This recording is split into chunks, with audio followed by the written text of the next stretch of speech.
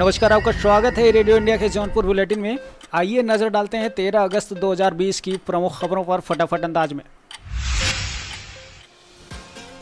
बहादुरपुर इजरी गांव के रहने वाले जौनपुर के लाल 26 वर्षीय जिलाजीत यादव को राजकीय सम्मान के साथ अंतिम संस्कार कर दिया गया है। इस दौरान जिले के आला अधिकारी और सम्मानित नेताओं कार्यकर्ताओं का तांता लगा रहा। योगी आदित्यनाथ ने परिवार को 50 लाख और किसी एक परिजन को नौकरी देने का ऐलान किया है, लेकिन दुख की बात यह है कि जिलाजीत परिवार में अकेले थे और पिता कांता प्रसाद यादव का 2 साल पहले ही निधन हो चुका है। ऐसे में उनकी पत्नी का सहारा मां व चाचा के परिवार के अलावा कोई नहीं है।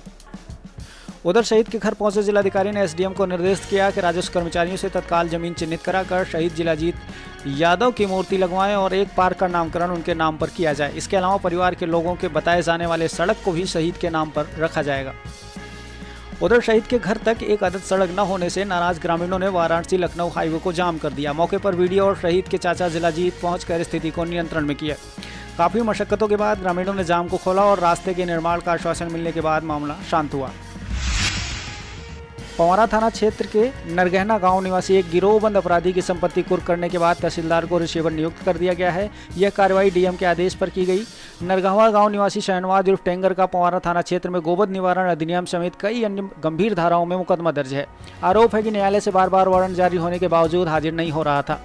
न्यायालय के आदेश पर के अनुपालन में मछली शहर के तहसीलदार अमित कुमार त्रिपाठी मंगलवार सायं पवारा थाना प्रभारी सैयद हुसैन मुंतजर व भारी फोर्स के साथ वाहन सहित मकान के एक हिस्से को कुर्क कर जब्त कर लिया। तहसीलदार को कुर्क की गई संपत्ति का रिसीवर नियुक्त कर दिया गया है। नगर पालिका परिषद जौनपुर की महत्वाकांक्षी योजनाओं में से एक कुल्हना मऊ का सॉलिड वेस्ट मैनेजमेंट का निर्माण अगले माह तक पूरा होने की उम्मीद है। नगर के आसपास सड़कों और नदी के किनारे खुले स्थानों पर कूड़ा गिराने से जहां बीमारियों का खतरा लगातार बना रहता है, वहीं आसपास के लोग दुर्गंध से परेशान थे। 7 किलोमीटर दूर कुल्हना मऊ में कूड़ा गिराए जाने से उन्हें काफी हद तक राहत मिल गई है। कार्यदायी संस्था CNDS की तरफ से 12.39 करोड़ की लागत का निर्माण कार्य जारी है। इसमें पहली किस्त के रूप में 6.20 करोड़ रुपए प्राप्त हुए हैं और अक्टूबर तक इस कार्य के पूरे होने की उम्मीद है।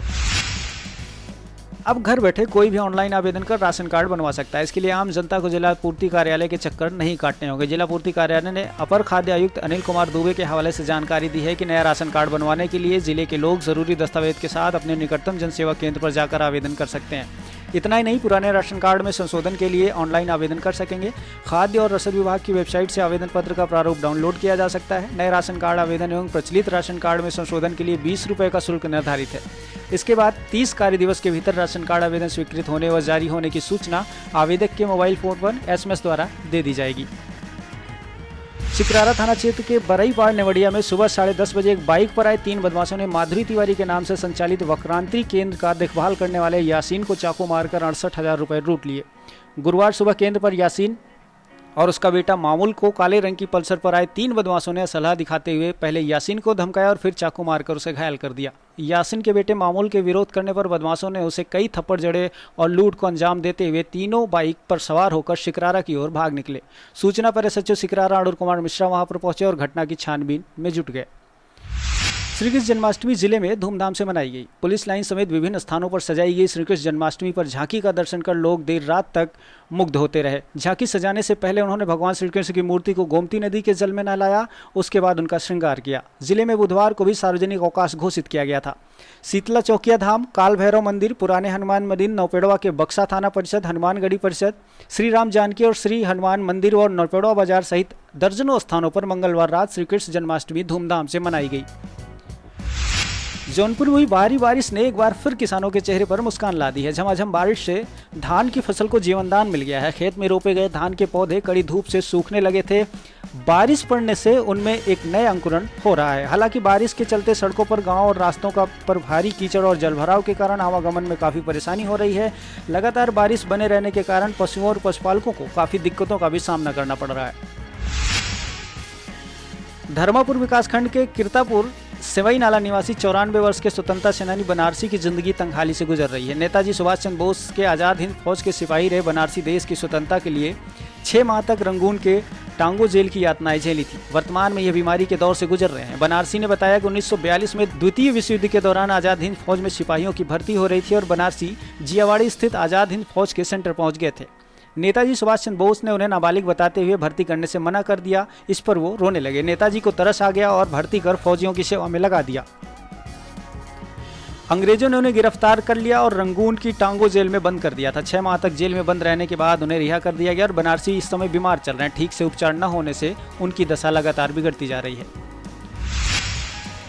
जर्जर भवन और टूटी दीवार ने करिया गांव मीरगंज बाजार में बने राजकीय पशु चिकित्सालय को खंडहर में तब्दील कर दिया है। अब तो आलम ऐसा है कि इसमें डॉक्टर भी बैठने से कतराते हैं।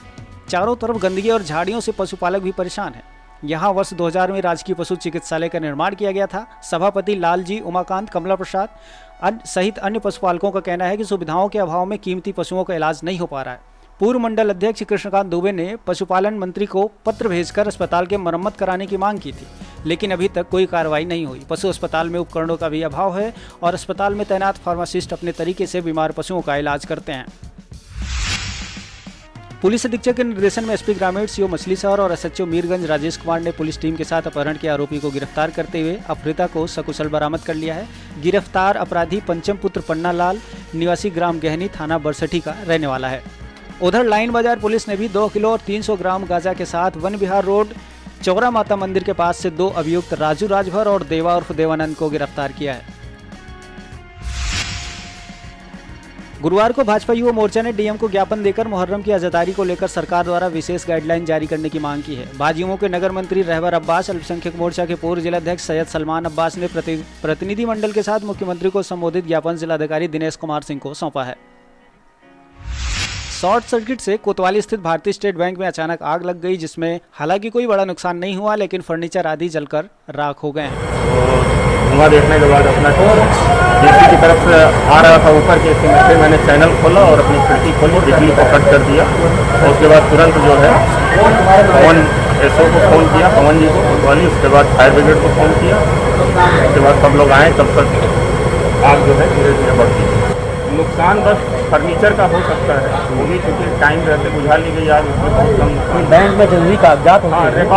रिकॉर्ड रूम बचा रहा हमारा। तो ये थी ई रेडियो इंडिया की जौनपुर खबरें फटाफट। देश दुनिया के अन्य समाचारों के लिए बने रहें ई रेडियो इंडिया के साथ। नमस्कार।